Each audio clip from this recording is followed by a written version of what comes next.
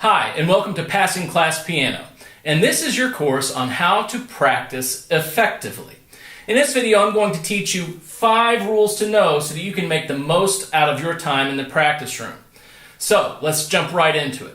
Number 1, what is practice? Well, practice means repeating sections correctly. That's right. Practicing means repeating sections correctly. That's the most important thing you need to know about practicing. Practicing means repeating sections correctly. And you're going to hear that often, and you're going to hear it a lot of times, and you're going to hear it in various modes of emphasis. So by the time we're done learning about how to practice, you will know for sure that practice means repeating sections correctly. The second important thing to know is this. In order to practice, you must first learn. Okay, practicing and learning are 2 different things.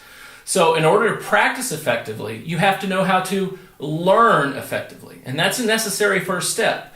Most people confuse practicing and learning, and we want to make sure that you know the difference between learning your music and practicing your music.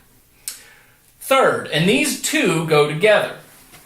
Divide and conquer. Assimilate or die. Divide and conquer, assimilate or die. When you're working on something, whether it's a 17-page piece that you're working on or a 18-measure piece that you're working on, you want to divide it into sections and conquer those individual sections. But you can't stop there. You can't just have a string of sections be your piece. After you've divided and conquered the individual sections, you need to go back and make sure you're knitting those sections back together. So assimilate those sections into a meaningful whole. So divide and conquer, assimilate, or die. Next, whenever you're trying to do something that you think is too hard, try to make it easier in some other way.